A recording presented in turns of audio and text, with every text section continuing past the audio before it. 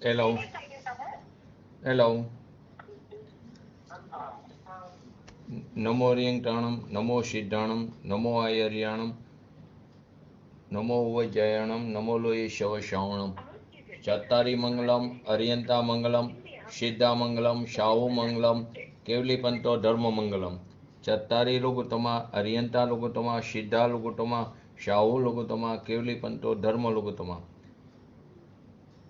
चत्तारी शरण पौजामी अर्यंते शरण पौजामी सिद्धे शरण पौजामी साहु शरण पौजामी केवलीपंतो धर्म शरण पौजामी देह छता जेनी दशा वरते देहाती આજ્ઞાનીના ચરણમાં હો વંદનય ગણિત શ્રી કાન ગુરુના ચરણમાં હો વંદનય ગણિત શ્રી ભગવતી માતના ચરણમાં હો વંદનય ગણિત। આપણે સાતમું ગુણસ્થાન ચાલે છે તે અપ્રમત વિરત અથવા તો અપ્રમત સંયત ગુણસ્થાન કે જે ભાવલિંગી મુનિરાજનું ગુણસ્થાન છે અને ત્યાં તે પોતાના સ્વભાવમાં તે સ્થિત છે, તે પોતે ધ્યાન અવસ્થા એટલે કે શુદ્ધોપયોગ દશામાં છે। તો સાતમું ગુણસ્થાન કયા ઉપયોગનું છે? શુદ્ધ ઉપયોગ ગુણસ્થાન, તે શુદ્ધ ઉપયોગનું ગુણસ્થાન છે અને ત્યાંથી જીવ જો સૌથી પહેલી વખત તે સાતમા ગુણસ્થાનમાં જાય છે તે સ્વસ્થાન અપ્રમત દશામાં જાય છે અને ત્યાંથી તે જીવ નિયમથી છઠ્ઠા ગુણસ્થાનમાં પાછો આવે છે અને ત્યાં પોતાના સ્વભાવનો તે આશ્રય લઈને પ્રબળ પુરુષાર્થ કરે અને કોઈ એવા જીવ તે સીધા સાતિશ્ય અપ્રમત દશામાં ત્યાંથી જઈને તે શ્રેણી માંડે છે। તો એવું સાતમા ગુણસ્થાનની આપણે 2 દિવસથી વાત ચાલી રહી છે, તેમાં આપણે અમુક શબ્દો જોતા હતા। તો ગઈકાલે આપણે સૌથી પહેલું તો શુદ્ધ પરિણીતિ, કેમ કે છઠ્ઠા ગુણસ્થાનની અંદર ઉપયોગ શુભ છે પરંતુ તેની પરિણીતિ કેવી છે? શુદ્ધ। કેમ કે જે વિતરાગતા છે તે 2 કારણને કારણે છે, કાં શુદ્ધ ઉપયોગને કારણે વિતરાગતા હોય છે અને કાં તો શુદ્ધ પરિણીતિને કારણે વિતરાગતા હોય છે। તો કે પ્રશ્ન થાય, શુદ્ધ પરિણીતિ કોને કહેવામાં આવે છે? તો કે શુદ્ધનો અર્થ, શુદ્ધ શબ્દ છે તેનો અર્થ શું થાય છે? રાગ દ્વેષ આદિ જે વિકારી ભાવ છે તેનાથી રહિત જે વિતરાગી પરિણામ છે તેને શું કહેવામાં આવે? શુદ્ધ પરિણીતિ। તો આત્માના ચારિત્ર ગુણની જે શુદ્ધ પર્યાય છે તેને શુદ્ધ પરિણીતિ કહેવામાં આવી। બીજું, અથવા તો બુદ્ધિપૂર્વક જે શુભાશુભ ઉપયોગના કારમાં ઉપયોગ રહિત, તેને કોઈ પણ ઉપયોગ નથી એવા ઉપયોગ એટલે કે શુદ્ધ ઉપયોગથી રહિત એવી ચારિત્ર ગુણની જે વિતરાગી દશા છે તેને શુદ્ધ પરિણીતિ કહે છે। શું કહે છે? બુદ્ધિપૂર્વક શુભાશુભ ઉપયોગના કારમાં ઉપયોગ રહિત એટલે કે શુદ્ધ ઉપયોગ રહિત ચારિત્ર ગુણની જે વિતરાગી દશા છે તેને શુદ્ધ પરિણીતિ કહે છે। તો કે છઠ્ઠા ગુણસ્થાનમાં ઉપયોગ શુદ્ધ નથી પરંતુ શુભ ઉપયોગ છે, પરંતુ તેની પરિણીતિ જ્ઞાયક ઉપર ટકેલી છે, તે શુદ્ધ પરિણીતિનો અર્થ જોયો। બીજું, અહીં ઘણી વાર 3 કરણ શબ્દો આવે છે, તો તે અધકરણ, અપૂર્વકરણ અને અનિવૃત્તિકરણ। તો કે તે 3 કરણની વાત કેવી રીતે આવે છે? તો કે જે ઔપશમિક સમ્યક્ત્વવાળો જીવ છે અથવા તો ક્ષાયિક સમ્યક્ત્વવાળો, તેને અનંતાબંધી કસાયની એનું જે ચતુષ્ય છે એટલે કે ક્રોધ માન માયા લોભ તેના વિસંયોજન માટે એટલે કે તેની ચારિત્ર મૂલ્યની બાકીની જે 21 પ્રકૃતિ છે તેની એનું ઉપશમ કરવા માટે અથવા તો તેનું ક્ષપણ એટલે કે ક્ષય કરવા માટે અધકરણ આદિ 3 કરણ હોય છે। ફરીવાર, ઔપશમિક જે સમ્યક્ત્વ છે તે અથવા તો ક્ષાયિક સમ્યક્ત્વ બંને માટે અનંતાબંધી જે કષાય છે તેની જે ચોકડી છે તેનું વિસંયોજન માટે અને ચારિત્ર મૌન્યની જે 21 પ્રકૃતિ છે તે 21 પ્રકૃતિનું જો ઔપશમિક હોય તો ઉપશમ અને ક્ષાયિક હોય તો તેને ક્ષય કરવા માટે અથવા તો ક્ષાયિક સમ્યક્ત્વમાં પણ તે ચારિત્ર મૌન્યની જે 21 પ્રકૃતિ છે તેનું પણ ઘણીવાર ઉપશમ થાય, કેમ કે તે પણ ઉપશમ શ્રેણી ચડે છે। તો કે ક્ષય કરવા માટે તો ક્ષાયિક સમ્યક્ત્વ, પરંતુ ઉપશમમાં તો ઔપશમિક પણ હોઈ શકે અને ક્ષાયિક સમ્યક્ત્વ પણ હોઈ શકે, તેના માટે અધકરણ આદિ 3 કરણ હોય છે। આપણે બીજો શબ્દ લીધો તો ઉપશમ। તો કે ઉપશમ કોને કહેવાય? ઉપશમ કર્યું તો કે ઉપશમ એટલે આત્માની અંદર, આત્મામાં જે કર્મ જે છે તે પોતાની નિજ શક્તિથી, કર્મ પોતાની સ્વતંત્રતાથી પોતાને કારણે તે પ્રગટ નથી થતા, તેનું નામ ઉપશમ છે। આત્મામાં જે કોઈ બે મ્યુટ કરી દો મોબાઈલ પ્લીઝ। આત્મામાં જે કર્મની પોતાની નિજ શક્તિ પોતાને કારણે પોતાની સ્વતંત્રતાથી તે પ્રગટ નથી થતા કારણવશ તેનું નામ ઉપશમ. આત્મામાં જે કર્મ જે આત્માના પ્રદેશ સાથે જોડાય છે પરંતુ તે પોતાને કારણે તે પ્રગટ ન થાય તેનું નામ ઉપશમ. તો કે પરિણામ કેમ નથી થતા? નિમિત્ત શું છે? તો કે પરિણામોમાં જે વિશુદ્ધતા છે તે કર્મની શક્તિનું તે પ્રગટ થવા દેતું નથી. પરિણામોની જે વિશુદ્ધતા છે તેના નિમિત્તથી કર્મો ખરેખર તો કર્મ પોતાની નિજ શક્તિથી પ્રગટ નથી થતા, પરંતુ ત્યાં નિમિત્તની અપેક્ષાએ કહી તો પરિણામોની વિશુદ્ધતાને કારણે કર્મોની શક્તિનું પ્રગટ ન થવું તેનું નામ ઉપશમ કહેવામાં આવ્યું. ઉપશમ માત્ર ક્યાં હોય છે? તો ઉપશમ માત્ર દર્શનમોનીય પ્રકૃતિ અને ચારિત્રમોનીય બંને બે જ પ્રકૃતિમાં થાય છે. અન્ય કોઈ પણ કર્મમાં થતું નથી ઉપશમ. કર્મની 10 અવસ્થામાં પણ ઉપશમ નથી. પછી પ્રશસ્ત ઉપશમ કોને કહેવામાં આવે છે? તો કે પ્રશસ્ત એટલે કે શુભ, એટલે કે પ્રશસ્ત ઉપશમ કોને કહેવામાં આવે છે? તો કે જે અધકરણ આદિ જે 3 કરણ દ્વારા તે અનંતાબંધી ચતુષ્ય સિવાય જે મૌન્ય કર્મની જે ઉપશમતા થાય છે તેને પ્રશસ્ત ઉપશમ અથવા તો અંતકરણ ઉપશમ કહેવામાં આવે છે. તેના બે નામ છે, પ્રશસ્ત ઉપશમ કહો કે અંતકરણ ઉપશમ કહો. તેમાં શું થાય છે કે જે 3 કરણ છે તેના દ્વારા મૌન્ય કર્મ એટલે કે અનંતાબંધી ચતુષ્ય સિવાયનું જે ચારિત્ર મૌન્યની જે ઉપશમતા થાય છે તેને પ્રશસ્ત ઉપશમ અથવા અંતકરણ ઉપશમ કહેવામાં આવે છે. એમાં દર્શન મૌન્ય પણ આવી ગયો અને ચારિત્ર મૌન્ય પણ. ચારિત્ર મૌન્યની અંદર અનંતાબંધીના ચતુષ્ય વગર અથવા તો આગામી કાળમાં ઉદયમાં આવવા યોગ્ય જે કર્મના પરમાણુ છે તે જીવ પોતાના પરિણામ દ્વારા આગળ પાછળ ઉદયમાં આવવા યોગ્ય થવાને તેને અંતકરણ ઉપશમ કહેવામાં આવે છે. અત્યારે આગામી કાળમાં જે ઉદયમાં આવવાવાળા જે કર્મ પરમાણુ છે કાં તો તે આગળ ઉદયમાં આવી જાય છે કાં તો તે પાછળ ઉદયમાં આવે, તેને અંતકરણ ઉપશમ કહેવામાં આવે છે. જે ઔપશમિક ક્ષમ્યત્વ છે તેમાં દર્શન મૌન્યનો પ્રસત જ ઉપશમ હોય છે. ઔપશમિક ક્ષમ્યત્વની અંદર દર્શન મૌન્ય જે કર્મ છે તેનું પ્રશસ્ત જ ઉપશમ હોય છે. હવે બીજું અપ્રશસ્ત ઉપશમ અથવા તો તેનું બીજું નામ છે સદ અવસ્થારૂપ ઉપશમ. તો કે વર્તમાન સમયને છોડીને આગામી કાળમાં ઉદયમાં આવવાવાળા કર્મનું સત્તામાં પડ્યું રહ્યું. વર્તમાન સમયમાં તો છોડી દેવાનો, આગામી કાળમાં જે ઉદયમાં આવવાવાળા છે કર્મો તે સત્તામાં પડ્યા રહેશે. તે ઉદયમાં નથી આવતો, તેનો ઉદયાભાવી ક્ષય છે. ઉદયના અભાવે એનો ક્ષય છે. તેને સદ અવસ્થારૂપ ઉપશમ અથવા તો અપ્રશસ્ત ઉપશમ કહે છે. ઉદયનો અભાવ જ અપ્રશસ્ત ઉપશમ છે. અનંતાબંધીનો અપ્રશસ્ત જ ઉપશમ હોય છે. આગળ પ્રશસ્તમાં શું આપ્યું તો શબ્દ આપણે? અનંતાબંધી ચતુષ્ય વગર. જ્યારે અપ્રશસ્ત ઉપશમ તે અનંતાબંધીનો અપ્રશસ્ત જ ઉપશમ હોય છે. જેવી રીતે સર્વઘાતી પ્રકૃતિનું ક્ષયોક્ષમ દશામાં થવાવાળો સદ અવસ્થારૂપ ઉપશમ. તો આ પ્રકારે આપણે તે 3 પ્રકાર વસ્તુ જોઈ, ઉપશમ, પ્રશસ્ત ઉપશમ અને અપ્રશસ્ત ઉપશમ. હવે આગળ સ્વંજલન કષાય કોને કહેવામાં આવે છે? સ્વંજલન કષાય, કાલ આ બધા શબ્દો લીધા હતા પણ કદાચ શબ્દો નવા હોય તો અઘરું પડ્યું એટલે ફરીવાર લઉં છું. સ્વંજલન કષાય કોને કહેવામાં આવ્યો? તો સ્વંજલન એટલે શમ વત્તા જ્વલન, એટલે કે સારી રીતે પ્રકાશિત થાય. શમ એટલે સારી રીતે, જ્વલન એટલે પ્રકાશિત થવું. એટલે કે જીવના જે શકલ સંયમ પરિણામ છે, સ્વંજલન કષાયની ચોકડીનો જ્યારે સદભાવ હોય છે ત્યારે ત્યાં શકલ ચારિત્ર છે. માટે જીવના શકલ સંયમ પરિણામની સાથે જે સારી રીતે પ્રકાશિત થાય છે અથવા તો રહી શકે છે તેને શું કહેવામાં આવ્યું? સ્વંજલન કષાય કહેવામાં આવ્યું. જીવના શકલ સંયમ પરિણામ છે, ત્યાં શકલ ચારિત્ર એટલે કે એટલી વિતરાગતા છે, પરંતુ સાથે ત્યાં સ્વંજલન કષાય ચોકડીનો પણ સદભાવ છે જે સારી રીતે પ્રકાશિત થાય એટલે કે રહી શકે છે, તેને સ્વંજલન કષાય કહેવામાં આવ્યું.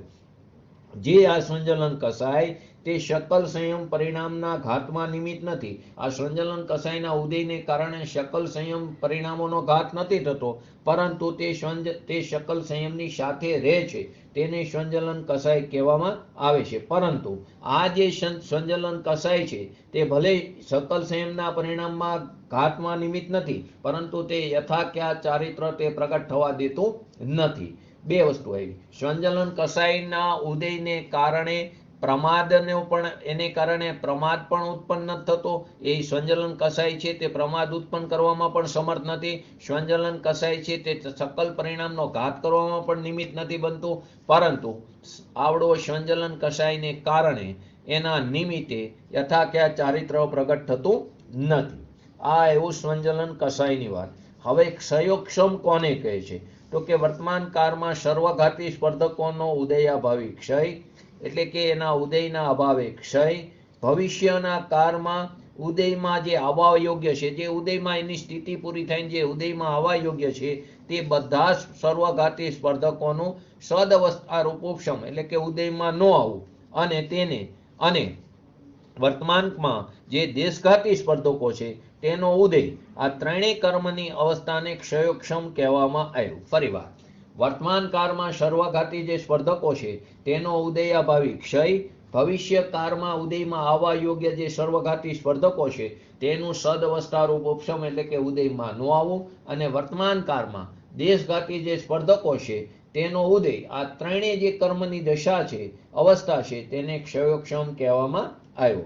તો કે ઉદયાભાવી ક્ષય કોને કીધું? કે જ્યારે સર્વઘાતી સ્પર્ધકોનો ઉદય હોય છે ત્યારે આત્માના ગુણની થોડી પણ અભિવ્યક્તિ થતી નથી.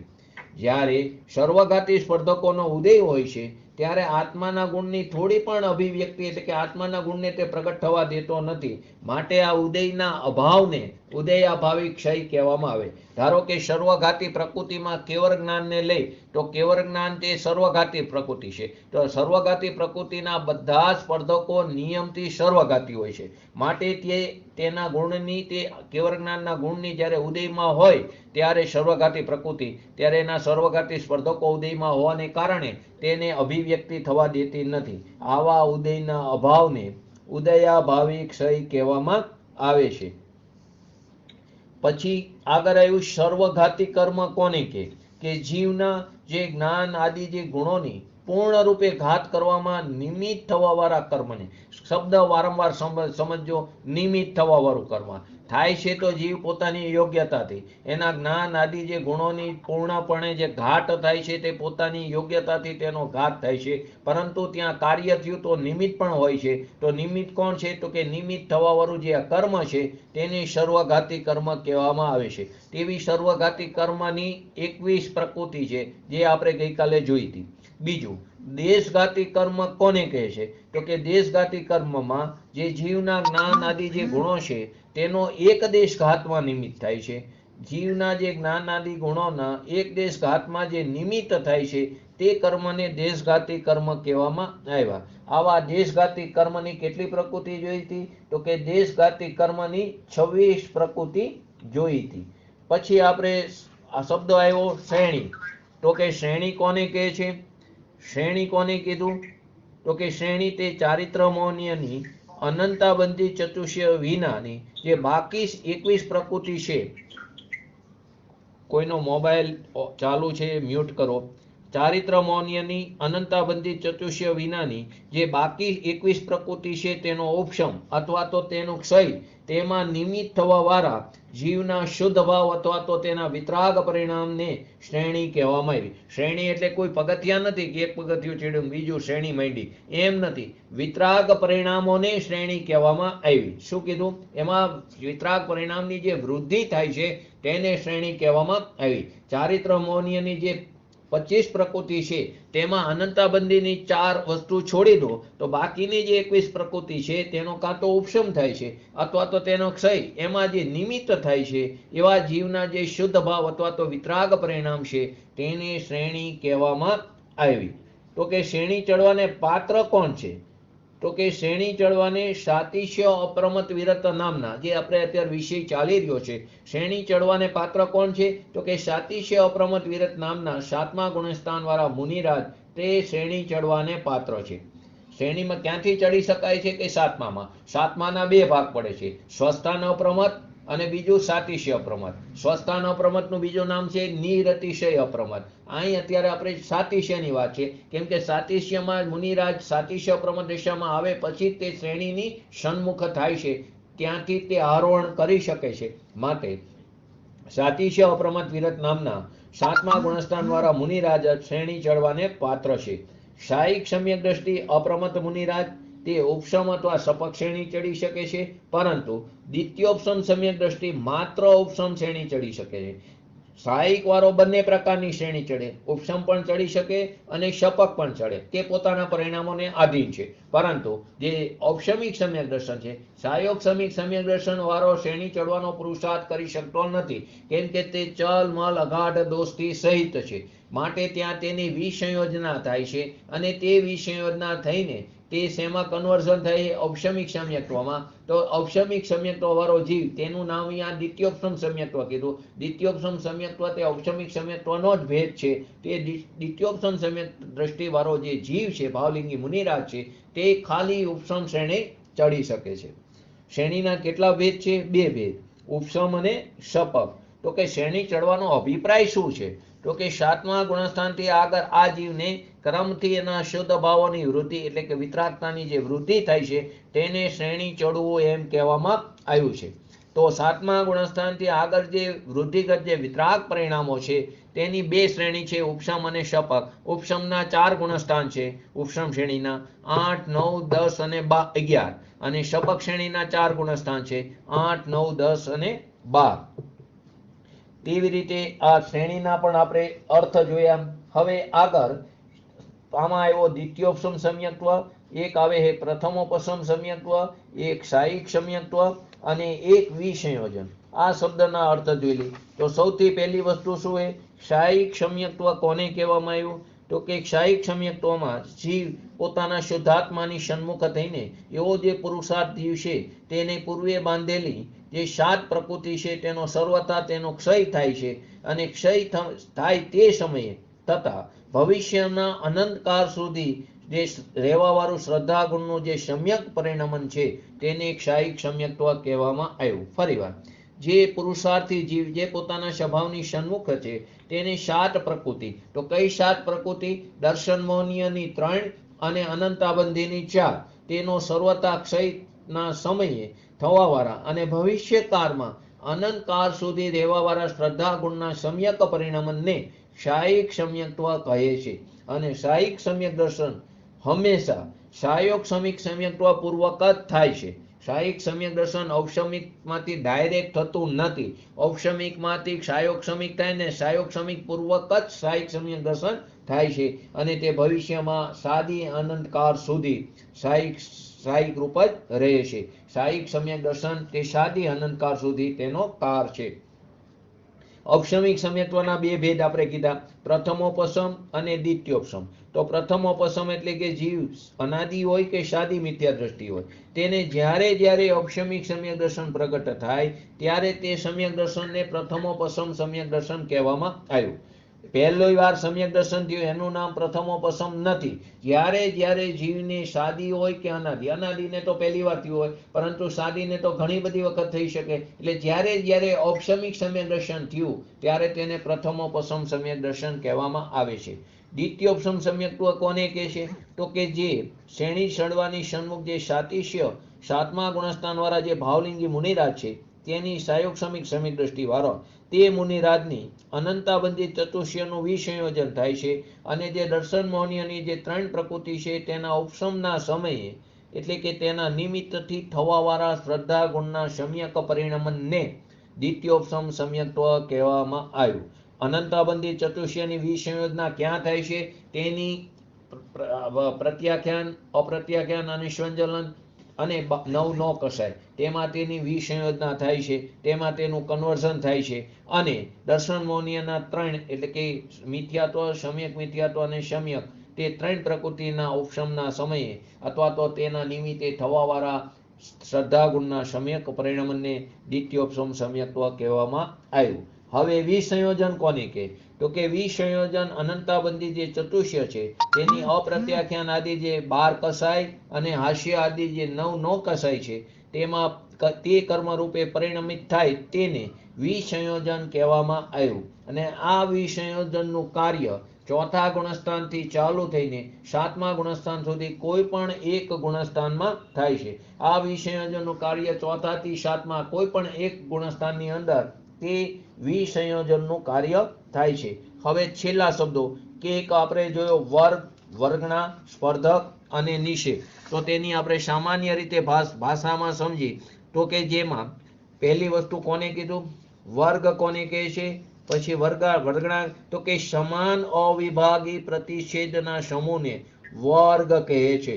જે સમાન એટલે કે સરખા અવિભાગ પ્રતિષેધનો સમૂહ છે તેને શું કીધું, વર્ગ કીધું. જે સમાન હોય તેને વર્ગ કીધું. આવા ઘણા વર્ગના સમૂહને વર્ગણા કીધી. આવા ઘણા વર્ગના સમૂહને સ્પર્ધક કીધો. અને આવા સ્પર્ધકોના સમૂહને શું કહેવામાં આવ્યું, નિષેક કહેવામાં આવ્યો. ફરીવાર, સમાન એટલે કે સરખા અવિભાગ પ્રતિષેધના સમૂહને વર્ગ કીધો અને આવા વર્ગના સમૂહને વર્ગણા કીધી. વર્ગણાના સમૂહને શું કીધું, સ્પર્ધક કીધો.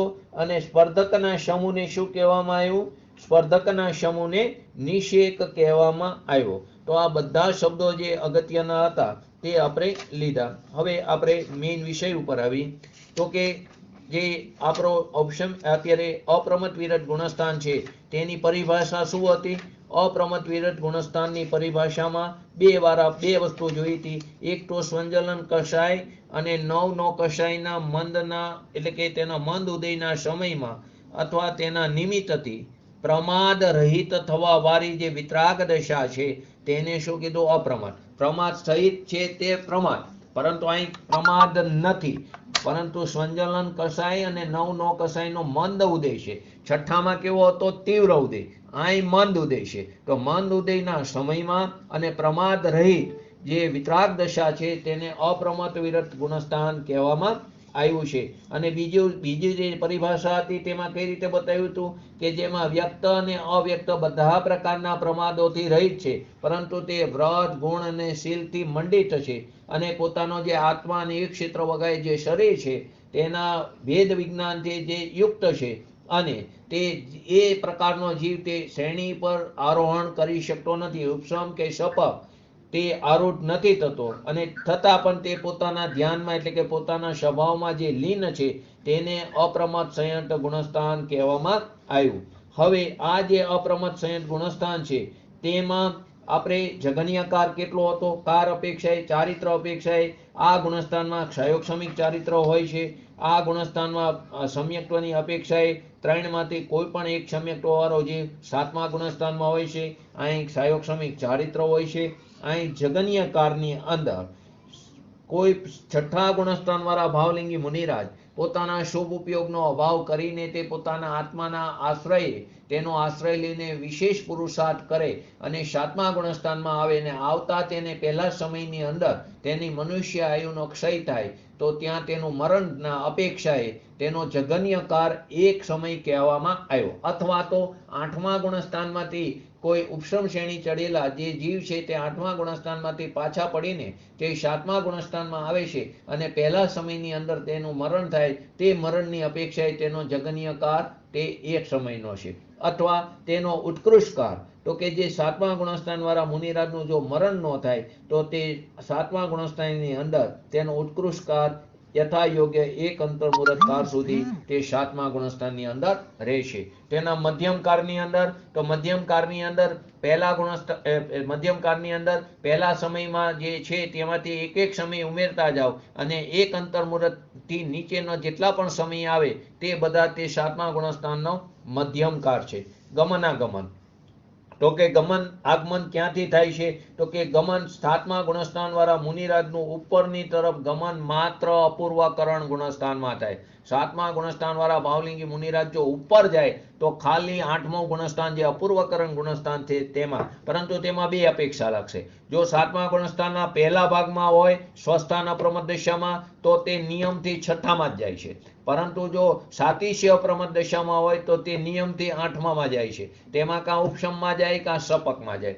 બીજું, છઠ્ઠામાંથી સાતમામાં એટલે બીજું, જો ઉપશમ શ્રેણીનું નીચેના પતનકાળમાં કોઈ પણ મુનિરાજ અપ્રમત્ત ગુણસ્થાનમાં આવે તો તેમનું ગમન તે પ્રમત્ત સંયત ગુણસ્થાનમાં જાય. ઉપશમ શ્રેણીથી જે પાછો આવે છે અને તે સાતમામાં આવે તો નિયમથી તે ક્રમપૂર્વક તે છઠ્ઠામાં જાય છે અને છઠ્ઠાથી સાતમામાં આવ્યા અથવા આઠમામાંથી સાતમામાં આવ્યા અને તે મુનિરાજ ધ્યાનમગ્ન મુનિરાજનું તેમની આયુ પૂર્ણ થાય તો સદુપયોગના કાળમાં જો એમનું મરણ થાય તો તે મુનિરાજનું ગમન તે વિગ્રહ ગતિના સમયે એટલે કે ચોથા ગુણસ્થાનમાં એમનું ગમન થાય છે.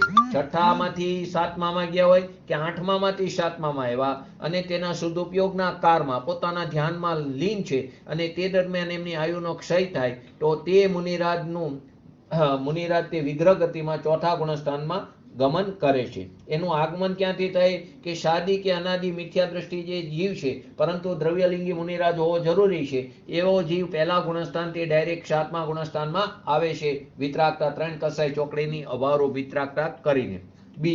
બીજું ક્યાંથી આગમન થાય કે ચોથા ગુણસ્થાન વાળો અવિરત જે સમય દ્રષ્ટિ છે તેમાં પણ દ્રવ્યલિંગી જે મુનિરાજ છે તે સાતમામાં આવી શકે. પંચમ ગુણસ્થાન વાળા દ્રવ્યલિંગી મુનિરાજ તે પણ સાતમામાં આવી શકે છે અને છઠ્ઠા ગુણસ્થાન વાળા જે ભાવલિંગી મુનિરાજ છે તેનું આગમન પણ સાતમામાં થાય છે અને ઉપરથી પતન થતી વખતે અપૂર્વકરણ ગુણસ્થાનમાંથી તે અપ્રમદ સંયતમાં આવવું થાય છે. આપણે ગઈકાલે અહીં સુધી વાત લીધી હતી.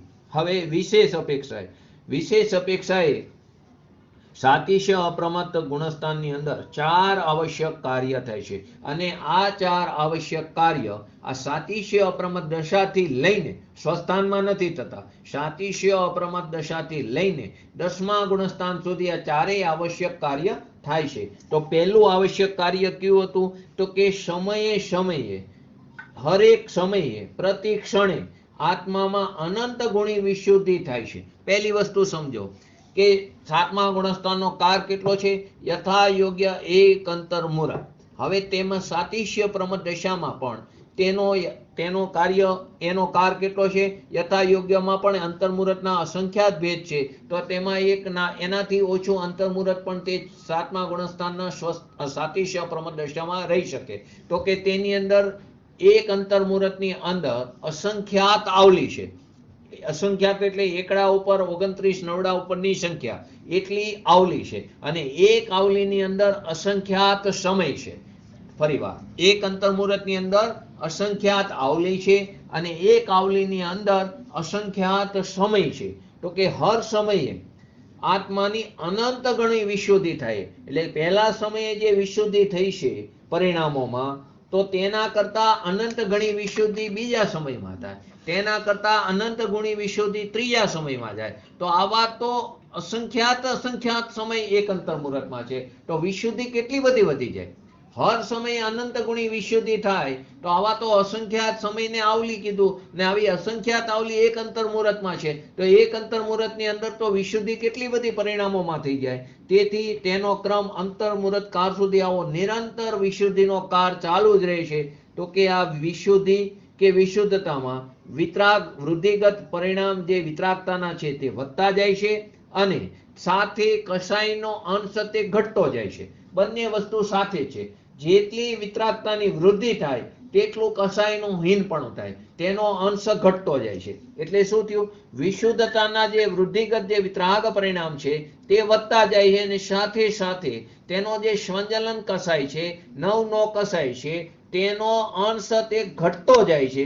આ બંને સાથે છે. આને મિશ્ર ધારા કહેવામાં આવી. તેને શું કહેવામાં આવ્યું? મિશ્ર ધારા. તો અહીં એક્ઝામ્પલ આપ્યું શાસ્ત્રમાં. જે માણસને આજ પહેલા દિવસે એ 10 રૂપિયાનો લાભ થયો હોય તે 10 રૂપિયાનો લાભ પ્રત્યેક દિવસે 10 ગણો કરતા જાઓ તો સાતમા દિવસે કેટલો લાભ થાય? તો કે પહેલા દિવસે 10 રૂપિયાનો લાભ થયો હોય તો બીજા દિવસે 10 ગુણ્યા 10 કરો એટલે 100 રૂપિયાનો. એમ કરતા કરતા સાતમા દિવસે એ લાભ 1 કરોડ રૂપિયાનો થાય. તો કેટલો વધી ગયો? પહેલા દિવસે ખાલી 10 રૂપિયાનો લાભ, હર દિવસે તેનો લાભ 10 ગણો કરતા જાઓ તો સાતમા દિવસે 1 કરોડ રૂપિયાનો થયો લાભ. તો કે અહીં પણ અપ્રમદ ગુણસ્થાનમાં પ્રતિ સમય અનંત ગુણી વિતરાગતા વધતી જાય છે. જો યથાયોગ્ય અપ્રમદ સંયત ગુણસ્થાનના એમાં પણ સાતિશ્ય અપ્રમદ સંયત મુનિરાજનું એક અંતર્મુહૂર્ત કાળની અંદર અસંખ્યાત સમય છે તો સમયે અનંત ગુણી વિતરાગતા વધતી જાય છે. તો તે વિતરાગતા કેટલી વધે? હર સમયે અનંત ગુણી વિતરાગતાની વૃદ્ધિ થાય છે. આવા તો અસંખ્યાત સમય એક આવલીમાં, એવી તો અસંખ્યાત આવલી એક અંતર્મુહૂર્તમાં. તો કે યથા યોગ્ય એક અંતર્મુહૂર્ત સાતિશ્ય પ્રમદ દશાવાળા મુનિરાજને કેટલી બધી વિશુદ્ધિ વધતી જાય છે તો કે તે આપણને આના ઉપરથી નક્કી થાય છે. તો આવી વિતરાગતાની અનંત ગુણી વૃદ્ધિ એટલે કે જે એની સ્વભાવ છે તેના આશ્રય જે વિતરાગતાની વૃદ્ધિ થઈ એટલે કે શુદ્ધિની વૃદ્ધિ થઈ અને સાથે સાથે કસાયની ઉત્તરો ઉત્તર તેની હાનિ થતી જાય છે અથવા તો હીન થતી જાય છે. બે વસ્તુ બની, વિતરાગતાની અનંત ગુણી વિશુદ્ધિ એટલે કે શુદ્ધિની અનંત ગુણી વૃદ્ધિ થાય છે અને સાથે ને સાથે કસાયોની ઉત્તરો ઉત્તર જેટલી વિતરાગતાની વૃદ્ધિ થાય તેટલી કસાયોનું હીનપણું થાય છે. અને આ ક્રમ જ્યાં સુધી પૂર્ણ વિતરાગતા પ્રાપ્ત કરતો નથી જીવ એટલે કે તે 11મા અથવા 12મા ગુણસ્થાન સુધી આ નિરંતર ચાલે છે.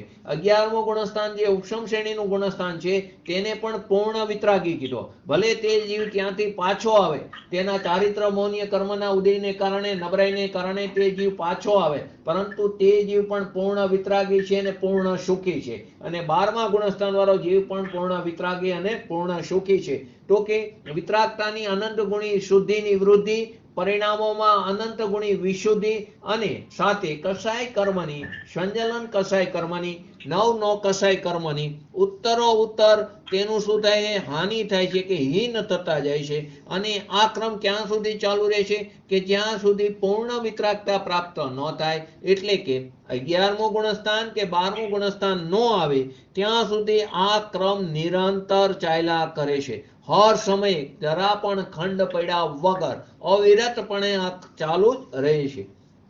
આનો અર્થ શું થયો કે આના ફળ સ્વરૂપે સ્વભાવની અંદર તેને વિશેષ સ્થિરતા થાય છે. આ જેમ જેમ વિતરાગતાની વિશુદ્ધિ શુદ્ધિની વૃદ્ધિ થતી જાય તેમ તેમ તે પોતાના સ્વભાવની અંદર તેને વિશેષ અંદર લીનતા વિશેષ સ્થિરતા એને આવે છે અને તે પ્રચુર અતિન્દ્રિય આનંદનો તે ભોગવટો કરે છે. માટે મુનિરાજનો આનંદ તેને શું કહેવામાં આવ્યું? શાસ્ત્રોમાં કે ગુરુદેવના પ્રવચનમાં આવે છે ધોધ જેમ તેનો આનંદ વહે છે. સમ્યક દ્રષ્ટિથી સાધક જીવ છે તેને તો કટકે કટકે એટલે કે ત્રુટક ત્રુટક આવે છે, પરંતુ એક ખાલી પતલી ધારનો આવે છે. અને આને કેવો આવે? ધોધમાર આવે છે. તો કે કેમ? તો કે એને વિતરાગ પરિણામોની અનંત ગુણી શુદ્ધિની વૃદ્ધિ થાય છે અને તેને કારણે તે પોતાના સ્વભાવમાં તેને વિશેષ સ્થિરતા થાય છે, વિશેષ લીનપણું થાય છે અને તેને કારણે તે મુનિરાજ પ્રચુર અતિન્દ્રિય આનંદનો તે ભોગવટો કરે છે. હવે અહીં પ્રશ્ન થયો કે 12મા ગુણસ્થાનથી આગળ આ વિતરાગતામાં અનંત ગુણી વૃદ્ધિ કેમ નથી થતી? તમે અત્યારે કીધું આ પહેલું આવશ્યક કાર્ય પ્રતિ સમયે વિતરાગતાના પરિણામોમાં અનંત ગુણી શુદ્ધિની વૃદ્ધિ થાય છે. તો કઈ પ્રશ્ન કરે છે જે શાસ્ત્રકાર છે તે પોતે જ પ્રશ્ન કરીને જવાબ આપે છે કે 12મા ગુણસ્થાનથી આગળ વિતરાગતામાં અનંત ગુણી વૃદ્ધિ કેમ નથી થતી? તો કે 12મા ગુણસ્થાનના પહેલા સમયમાં જ વિતરાગતા પરિપૂર્ણ પ્રગટ થઈ છે, જેથી હવે આગળ વધવા માટે કોઈ અવકાશ રહેતો નથી. જ્યારે તમારું લક્ષ્ય જ પૂરું થઈ ગયું હોય, વિતરાગતા પૂર્ણ થઈ ગયું હોય, પછી આગળ વધવાનો કોઈ અવકાશ રહેતો નથી. માટે પૂર્ણ વિતરાગી થવાથી અનંત ગુણી વિશુદ્ધિ રૂપ પૂર્ણ વિતરાગતા જે સતત અખંડ અને અવિરતપણે ચાલુ છે તે અનંતકાળ સુધી બની જ રહે છે. પૂર્ણ વિતરાગ થવાથી અનંત ગુણી વિશુદ્ધિ રૂપ જે પૂર્ણ વિતરાગતા જે છે તે સાદી અનંતકાળ સુધી એની ચાલુ રહે છે. પરંતુ તે અનંત ગુણીની વૃદ્ધિ કેમ નથી થતી? કે ત્યાં પરિપૂર્ણ વિતરાગતા પ્રગટ થઈ ગઈ છે, માટે આગળ વધવાનો કોઈ અવકાશ નથી. પરંતુ જે વિતરાગતા પ્રાપ્ત થઈ છે તે સાદી અનંતકાળ સુધી તે ચાલુ રહેશે. હવે પ્રશ્ન આગળ થયો કે સ્થિતિબંધ કોને કહે છે? આગળ શબ્દ આવે છે સ્થિતિબંધ આપસરણ. તો કે સ્થિતિબંધ કોને કહે છે? 4 પ્રકારના બંધ છે ને, પ્રદેશ બંધ, પ્રકૃતિ બંધ, સ્થિતિબંધ અને અનુભાગ બંધ. તો કે સ્થિતિબંધ કોને કહે છે? તો કે જ્ઞાનાવર્ણ આદિ જે કર્મ છે, 8 પ્રકારના જે મૂળ પ્રકૃતિ છે કર્મની, તેના જે પૂતગલ સ્કંદો છે તે આત્માના પ્રદેશો સાથે જીવે જેવા ભાવ કર્યા, જીવે જે પ્રકારના પરિણામો કર્યા તે પરિણામોના નિમિત્તે પૂતગલ રૂપી જે કર્મના પરમાણુ છે એના જે સ્કંદ છે તે આત્માના પ્રદેશ સાથે જોડાય છે. અને તે કેટલો સમય માટે તે આત્માના પ્રદેશ સાથે જોડાય છે તેને સ્થિતિબંધ કહેવામાં આવ્યું. એક ક્ષેત્ર વગાએ તે આત્માના પ્રદેશ સાથે જે જોડાય છે તેને સ્થિતિબંધ કહેવામાં આવ્યું. ધારો કે કોઈ કર્મની સ્થિતિ, ધારો કે મોહનીય કર્મ જે છે તેની ઉત્કૃષ્ટ સ્થિતિ 70 કરોડા કરોડી સાગર છે. તો કે તે એનો સ્થિતિબંધ થયો. તેનો શું થયો? સ્થિતિબંધ. કેટલો થયો? તો કે 70 કરોડા કરોડી સાગરમાં 7000 વર્ષ તો તે સત્તામાં પડ્યું રહેશે અને 7000 વર્ષ પછી તે ઉદયમાં આવે છે અને 70 કરોડા કરોડી સાગર સુધી એના કર્મના નિષેકો હર સમયે ખરતા જાય છે. હર સમયે એના કર્મના નિષેકો, આ તો એક સમયમાં બાંધેલા મોહનીય કર્મનું જો તીવ્ર પરિણામ હોય તો ઉત્કૃષ્ટમાં ઉત્કૃષ્ટ બંધ કીધો. હવે તો આપણે અનાદિકાળથી આવા પરિણામો બાંધતા આવ્યા છીએ, તો ક્યાં આપણે જઈને અટકશું? પરંતુ છતાં પણ ગભરાવાની જરૂર નથી, કેમ કે એક સમયમાં જો તને તારા સ્વભાવની અનુભૂતિ થઈ જશે, એટલે કે સમ્યક દર્શન થઈ જશે, તો આ જે છે તેમાં એટલું બધું અંદર ગુણ શ્રેણી નિજરા થઈ જાય છે, તે 1 કરોડા કરોડી સાગર એટલું ઓછું થઈ જાય છે. તો કે જ્ઞાનાવાણી કર્મ રૂપે જે પરિણમિત પૂતગલ સ્કંદ છે તેનું આત્માના પ્રદેશ સાથે જે બંધાવું છે એક ક્ષેત્ર વગાએ, તેને સ્થિતિ બંધ કહે છે. હવે બીજું આવશ્યક કાર્ય, તો કે બીજું આવશ્યક કાર્ય શું છે? કે બીજું આવશ્યક કાર્ય તે સ્થિતિ બંધાપસરણ. શબ્દ સમજો, સ્થિતિ બંધાપસરણ. તો કે પ્રત્યેક જે સંસારી જીવ છે તેને પોતપોતાની જે પ્રકારની ભૂમિકા હોય તે પ્રકારે પોતાના પરિણામોને આધીને જે મોહ રાગ દ્વેષ આદિ પરિણામ થાય છે તે પરિણામના નિમિત્તે પ્રત્યેક સમયે નવા નવા કર્મનો બંધ થતો રહે છે. ફરી વાર, જે પ્રત્યેક સંસારી જીવ, હરેક સંસારી જીવને એની જે ભૂમિકા છે પોતપોતાની ભૂમિકા અનુસાર એના પરિણામોને આધીને જે રાગ દ્વેષ મોહ આદિ વિકારી ભાવ પોતાની ભૂલને કારણે ઉત્પન્ન થાય છે, તે પરિણામોના નિમિત્તથી પ્રત્યેક સમયે નવા નવા કર્મનો બંધ થતો રહેશે. જો એક નિયમ છે, જીવને હર સમયે 7 અથવા 8 પ્રકારના કર્મનો બંધ નિયમથી નિરંતર ચાલુ છે. સંસારી જીવને હર સમયે 7 અથવા 8 પ્રકારના કર્મનો બંધ ચાલુ છે. તેમાં ઘાતી કર્મ 4 છે, તેનો નિરંતર ચાલુ છે. અઘાતી કર્મના 4 માંથી 3 નો અથવા તો 4 નો. તો આયુ કર્મનો બંધ એક જ વાર થાય છે, માટે ત્યાં 3 અથવા 4 કીધો. જો આયુનો બંધ ન પડે તો હર સમયે તેને તે પ્રકારનું એને બંધ પડવાનો ચાલુ રહે છે. એટલે કે એકવાર બંધ પડી ગયો આયુનો, પછી ફરી વાર પડતો નથી. આ ભવે આગલા ભવની આયુ બંધાય છે, એના પછીની આયુ હવે ન બંધાય. એટલે કે એક ભવમાં નેક્સ્ટ પર્યાયની આયુ બંધાય છે. તેથી 7 અથવા 8 કર્મના પરમાણુનો હર સમયે બંધ પડે છે. માટે પરિણામોમાં સાવચેતી રાખવાની. જે પ્રકારે જેવા અહીં પરિણામ કર્યા, તો કે આ જે 12 કર્મના પરમાણુ તો ચારે તરફ ફેલાયેલા છે. જેવા અહીં આપણે પરિણામ કર્યા, એ પરિણામોમાં આપણે પોતાના સ્વભાવથી ચ્યુત થવાને કારણે રાગદ્વેષાદી ઉત્પન્ન થયા, તેની અંદર જોડાય તો જેવા જોડાણા, એટલે કે ભાવ કર્મ થયું, ભાવ કર્મમાં જોડાવાથી નવા કર્મનો બંધ, નવા કર્મનો જે આ બહાર ફેલાયેલા છે તે પોતાની સ્વતંત્રતાથી આકાશના, એટલે કે પોતાની સ્વતંત્રતાથી આત્માના પ્રદેશ સાથે બંધાય છે. ફરીવાર, જીવે જે પ્રકારના પરિણામો કરે છે, આપણે હર સમયે પરિણામો કરીશું, તો એ જે પરિણામો થાય છે તે પરિણામોને આધીને પૂતગલ રૂપી કર્મના પરમાણુ આત્માના પ્રદેશ સાથે જોડાય છે. તે તો બહાર ફરે જ છે. તો કે હર સમયે એટલા જ માટે પરિણામોમાં સાવધાની રાખવાની કહેવામાં આવી છે. તો કે જે હર સમયે પોતપોતાના મોહ રાગ દ્વેષ આદિ પરિણામોના નિમિત્તે પ્રત્યેક સમયે નવા કર્મનો બંધ થતો જ રહે છે. એક પણ સમય એવો બાકી નથી કે નવા કર્મનો બંધ ન થતો હોય. તો કે આમાંથી બચવું કેવી રીતે? હર સમયે નવા કર્મનો બંધ થતો રહે તો અમારે આમાંથી બચવું કેવી રીતે? તો આ જે રાત્રિના ક્લાસમાં આવે છે એને ખ્યાલ છે કે આપણે વારંવાર એક એક્ઝામ્પલ આપી છે ટાંકીનો. તો કે 4 પ્રકારના નર, એક સરખા વ્યાસ વાળા નર ઉપર છે, એક જ ડાયામીટર વાળા, અને 4 નર નીચે છે, એક જ ડાયામીટર વાળા ટાંકીમાં. હવે મારે ટાંકીને ખાલી કરવી છે અને ઉપરથી પાણી આવે છે ઉપલા નળમાંથી, નીચેના નળમાંથી ટાંકીમાંથી પાણી બહાર જાય છે. હવે મારે ટાંકીને ખાલી કરવી હોય તો નીચેના નળ ખોલી નાખું, પરંતુ સાથે જો ઉપરના નળ ખોલું તો તો કે ટાંકી ક્યારે ખાલી નહીં થાય. તો મારે ટાંકી ખાલી કરવી હોય તો શું કરવું પડશે કે ઉપરના નળને બંધ કરવા પડશે, નીચેના નળને ખોલીશ તો એક સમય એવો આવશે કે ટાંકી આખી ખાલી થશે. એટલા માટે એનો કહેવાનો મતલબ શું છે, એના ઉપરથી દ્રષ્ટાંત ઉપરથી કે જે કર્મનો બંધ આપણે પૂર્વે કર્યો છે પરિણામોને આધીન તે અત્યારે ઉદયમાં આવે છે, પરંતુ જે ઉદયમાં આવે છે તેમાં આપણે જોડાય નહીં તો નવો બંધ નહીં પડે. જે પૂર્વે કરેલા જે કર્મ બંધાયેલા છે તેને અંદર ન જોડાવી ઉદયમાં આવે ત્યારે તો કે તે તેનું ફળ આપીને ચાલ્યું જાય છે, ત્યાં આપણે ખાલી જ્ઞાતા દ્રષ્ટા રહી તેમાં ન જોડે તો નવો બંધ નહીં પડે, નવો બંધ નહીં પડે. અને પૂર્વે કરેલા જે કર્મો છે એની જે સ્થિતિ છે તેમાં પણ ઉદીરણા થાય, સંક્રમણ થાય, ઉત્કર્ષણ થાય, અપકર્ષણ થાય, તે વહેલું ઉદયમાં આવીને પણ ખરી જાય છે. હવે નવા કર્મનો બંધ થતો નથી. તો એક સમય એવો આવશે કે જીવ દ્રવ્ય કર્મ, ભાવ કર્મ, નો કર્મથી રહિત એવી સિદ્ધ દશાને પામશે. તો કે આપણે ખાલી શું કરી શકીએ છીએ, કર્મો જે આવે છે ઉદયમાં આવે છે એને અટકાવી શકતા નથી, પરંતુ તેની અંદર જોડાવું કે ન જોડાવું એટલું આપણે કરી શકીએ છીએ. આપણે જે વિકલ્પ આવે છે, આપણને જે ઉત્પન્ન થાય છે વિકલ્પ હર સમયે, તે વિકલ્પને અટકાવી શકતા નથી.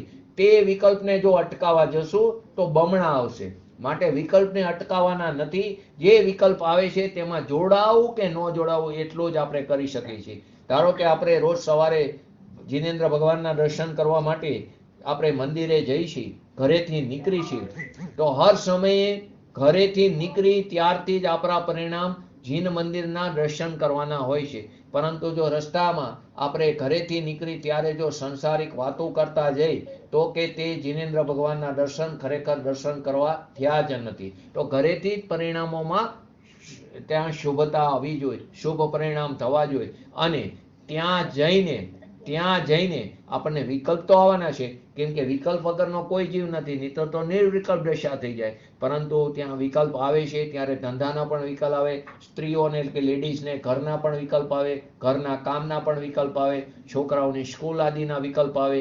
તો કે જે કંઈ પણ વિકલ્પ આવે છે તે મારું સ્વરૂપ નથી. બસ આ ભેદ જ્ઞાન કરવાનું છે. આ જે વિકલ્પ આવે છે તે મારું સ્વરૂપ નથી. હું તો કેવો છું, અનાદિ અનંત અવિનાશી શુદ્ધ ચૈતન્ય સ્વરૂપ છું. હું તો માત્ર તેનો જ્ઞાતા દ્રષ્ટા છું. હું તે વિકલ્પને ફેરવનાર નથી, હું તે વિકલ્પને કરનાર નથી. તે વિકલ્પ તે પોતાનું સ્વતંત્ર કામ કરે છે.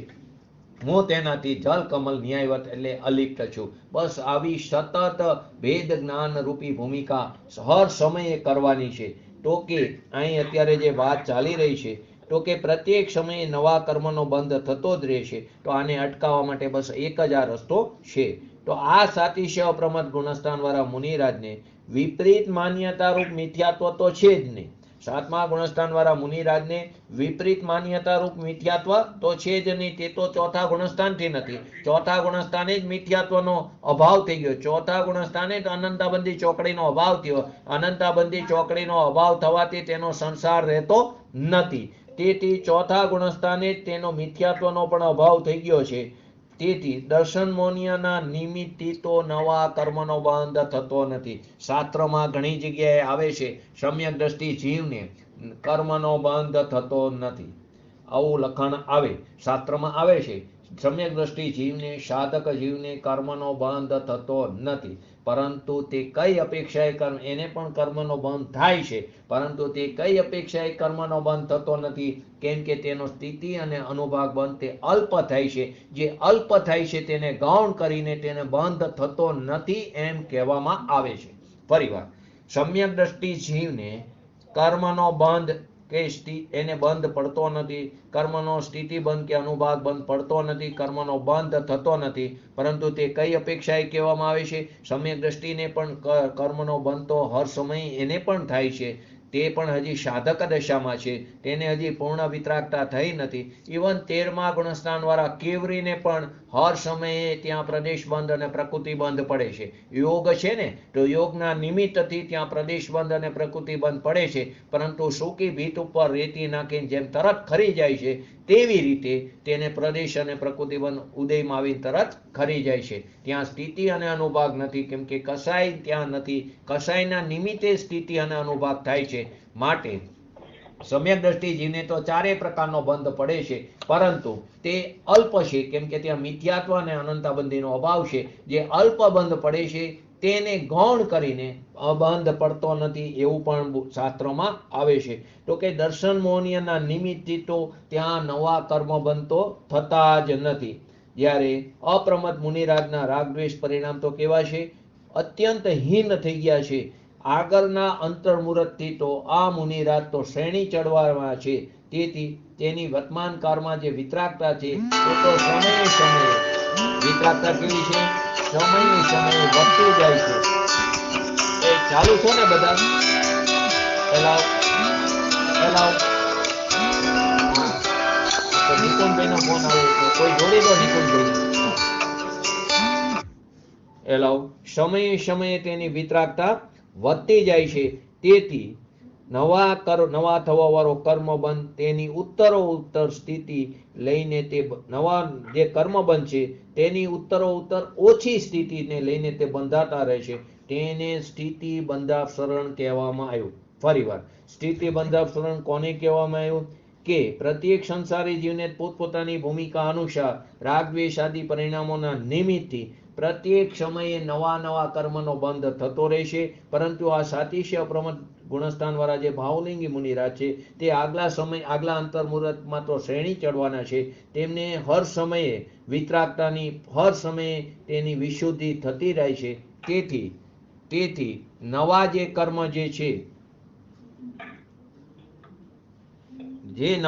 કર્મ જે છે તેનો સ્થિતિબંધ તે ઉત્તરોત્તર ઓછો થતો જાય છે. તેને સ્થિતિ બંધાપસરણ કહેવામાં આવે છે.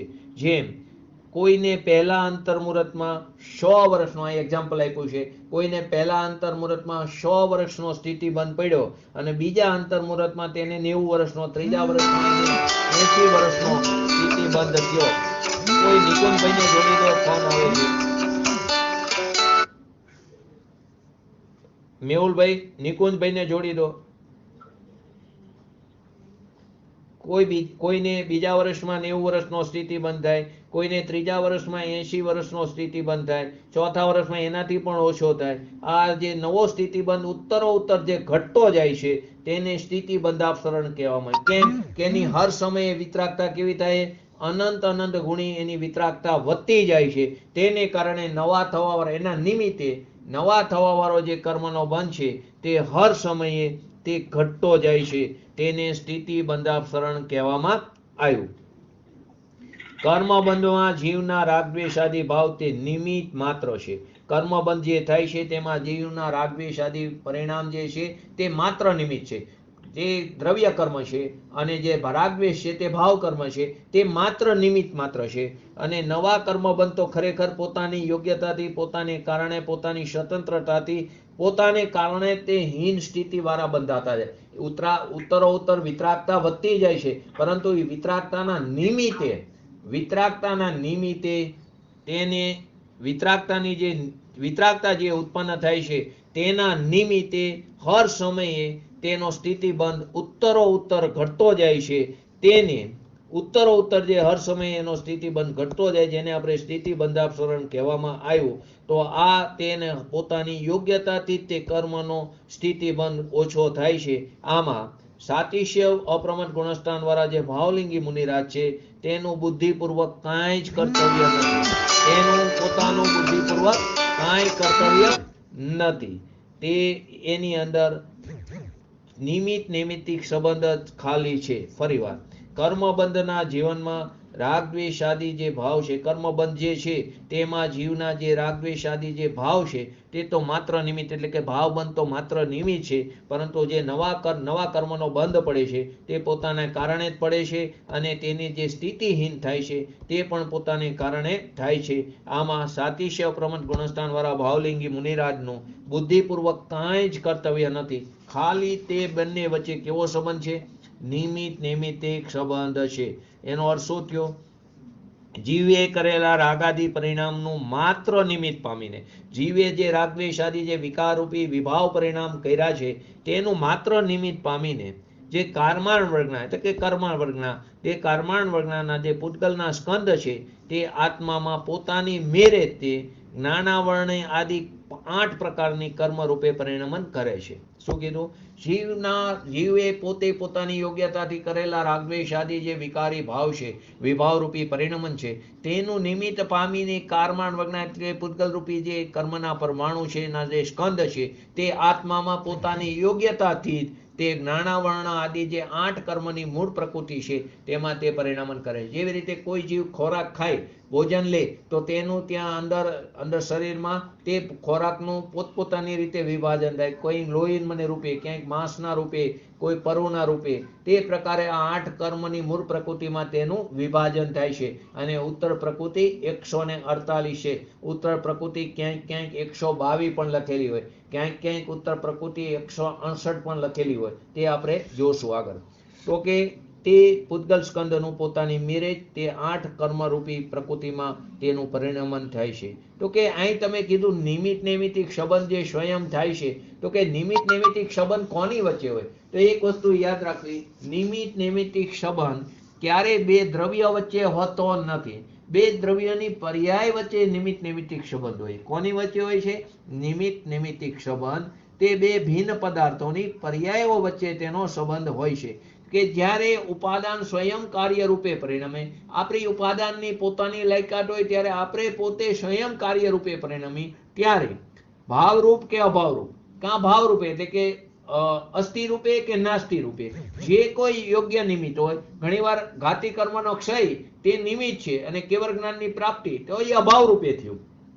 અને ઘણીવાર અનંતાબંધીનો સદભાવ છે, એને કારણે જીવ મિથ્યાત્વ દશામાં છે, તો કે ત્યાં ભાવ રૂપે થયું. તો ભાવ રૂપે કે અભાવ રૂપે જે કઈ યોગ્ય નિમિત્ત છે તેનો જે નિમિત્ત કારણ છે તેની સાથે તેને સંબંધ છે તે બતાવવા માટે તે કાર્યને નૈમિત્તિક કીધું. કાર્યને શું કીધું? નૈમિત્તિક. અને જે નિમિત્ત કારણ છે તેને નિમિત્ત કહેવામાં આવ્યું. આ રીતે બે જે ભિન્ન ભિન્ન પદાર્થો છે તેના સ્વતંત્ર સંબંધોને નિમિત્ત નૈમિત્તિક સંબંધ કહેવામાં આવે છે. અને ખાસ આ યાદ રાખવું, બે દ્રવ્યો ઉપાદાન અને નિમિત્તની એક સમયવર્તી વર્તમાન કાળની પર્યાયમાં જ બને છે. આ સંબંધ બે દ્રવ્યો જે છે એટલે કે ઉપાદાન દ્રવ્ય અને નિમિત્ત. તો ઉપાદાન દ્રવ્ય અને નિમિત્ત દ્રવ્ય એટલે શું? તો કે દ્રવ્ય તો એક જ છે, પરંતુ ઉપાદાનની અપેક્ષાએ જો તો સામેની વસ્તુ તે અનુકૂળ વસ્તુ ઉપર નિમિત્તપણાનો આરોપ આવે છે. પરંતુ જ્યારે નિમિત્ત બાજુના પડખેથી જુઓ તો તે ઉપાદાન છે અને સામેનો જીવ નિમિત્ત છે, સામેનું દ્રવ્ય નિમિત્ત છે.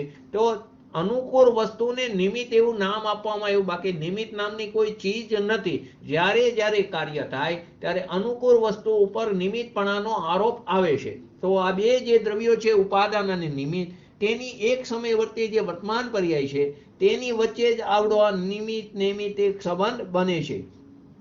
નિમિત્ત નૈમિત્તિક સંબંધ તે પરતંત્રતાનું સૂચક નથી, પરંતુ નૈમિત્તિકની સાથે કોણ નિમિત્ત રૂપે છે તેનું જ્ઞાન કરાવે છે. નિમિત્ત નૈમિત્તિક સંબંધ એટલે કોઈ પરતંત્રતા બતાવતા નથી, ત્યાં પણ સ્વતંત્રતા જ છે.